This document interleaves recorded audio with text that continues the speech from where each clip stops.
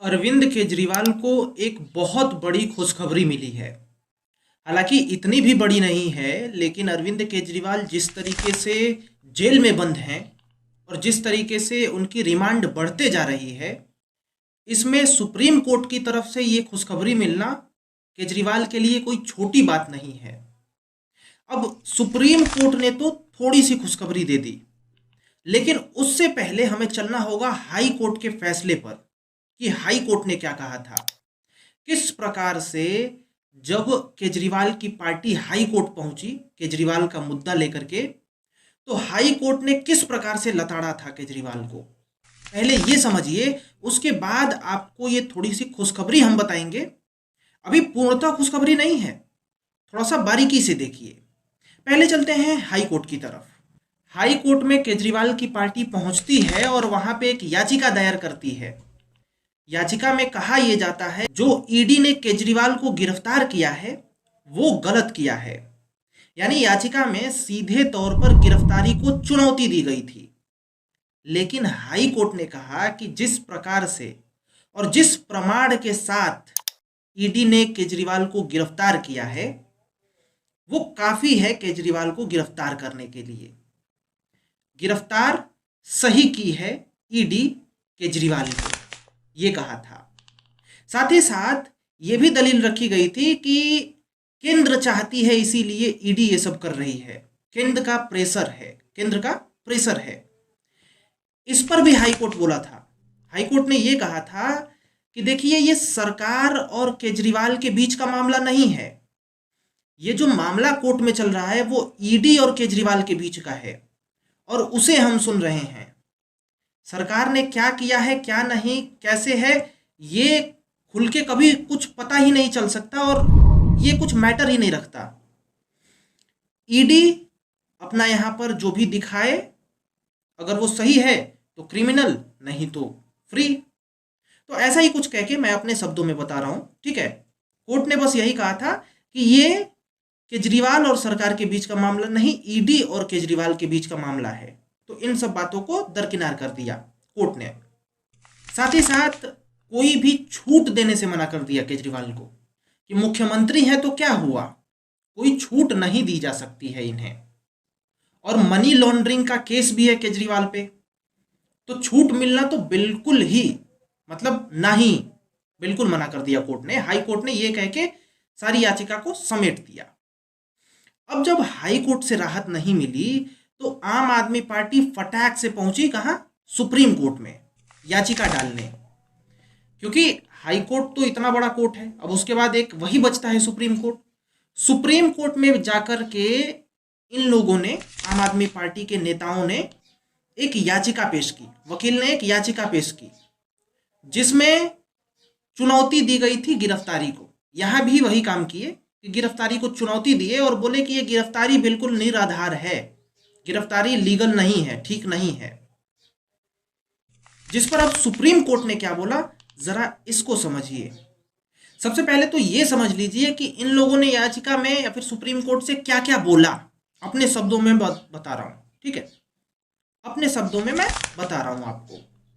दरअसल इनका कहना यह था, आम आदमी पार्टी के वकील का कहना यह था, केजरीवाल के वकील का कहना यह था कि क्योंकि अभी लोकसभा चुनाव हो रहा है तो इन्हें बेल दे दिया जाए ताकि ये चुनाव प्रचार जाकर के कर सकें केजरीवाल, क्योंकि अभी ही चुनाव होने वाले हैं।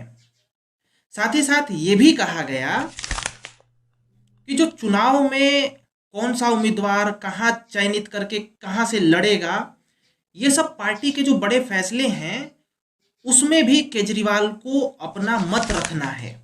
मतलब केजरीवाल गाइड करेंगे पार्टी को। तो इलेक्शन होने वाला है और केजरीवाल का गाइडेंस भी चाहिए है पार्टी को, इसलिए केजरीवाल को बेल दे दिया जाए। कोर्ट ने कहा बिल्कुल नहीं, बेल हम नहीं दे सकते हैं, और केजरीवाल को बेल नहीं दी सुप्रीम कोर्ट। लेकिन यहां पे सुप्रीम कोर्ट क्या करती है कि ईडी को एक नोटिस भेजती है, क्योंकि ईडी ने ही गिरफ्तार करा हुआ है केजरीवाल को। सुप्रीम कोर्ट ईडी को नोटिस भेजती है और कहती है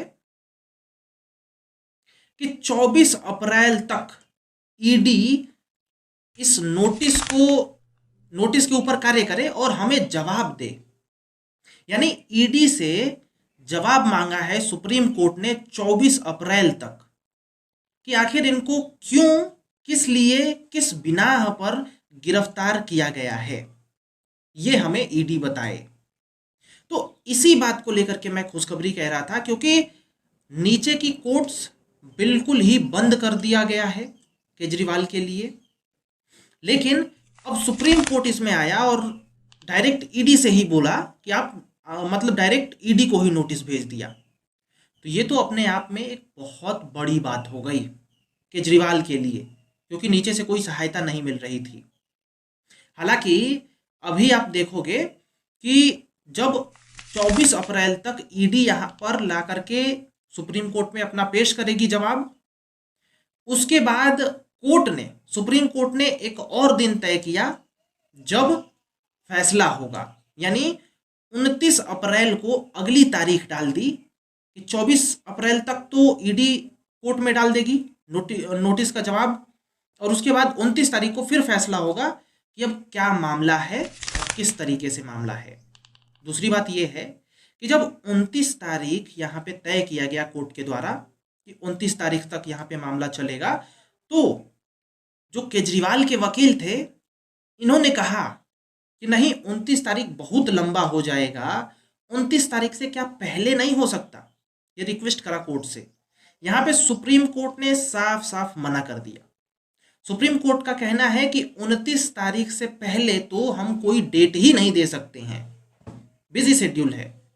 यानी सुप्रीम कोर्ट ने 29 तारीख को फिक्स किया है, और क्योंकि बात की गई थी कि चुनाव है, जाकर सहयोग करना है, प्रचार करना है केजरीवाल को, तो कोर्ट ने कहा, सुप्रीम कोर्ट ने, कि जो भी अब कहना है वो 29 तारीख को बचा करके रखिए और 29 तारीख को ही कहिएगा, क्योंकि कोर्ट के पास उस दिन ईडी का जवाब भी होगा कि क्यों गिरफ्तार किए गए हैं। बाकी केजरीवाल भी कहेंगे अपना, या फिर केजरीवाल के वकील, कि हम बेगुनाह है या फिर कुछ भी, और दोनों को मिलाएगा सुप्रीम कोर्ट और फिर तय करेगा कि क्या रिमांड में रहना चाहिए, ईडी के रिमांड में केजरीवाल को रहना चाहिए, क्या केजरीवाल को जेल में रहना चाहिए या नहीं रहना चाहिए। अब 29 तारीख को देखते हैं कि क्या होता है, क्योंकि देश की सर्वोत्तम सबसे बड़ी अदालत अब इस केस में आ चुकी है। हालांकि देखा जा रहा है कि आम आदमी पार्टी के नेता जो अभी हाल ही में रिहा हुए हैं, संजय सिंह और मल्लिकार्जुन खड़गे, जो कांग्रेस के लीडर हैं, इन दोनों की बैठक हो रही है। मतलब मोदी को छोड़ करके विपक्ष एक कोने में जाकर के बैठा हुआ है, और अलायंस आपको पता ही बन गया है। तो अब प्रेशर या फिर जो भी काम कर रहे हैं कि जल्दी से केजरीवाल छूट जाए और अपना कार्यभार संभाल सकें। खैर, आप लोगों को क्या कहना है बताइए और जुड़े रहिए हमारे साथ। राम राम, मैं हूं अंकित सिंह।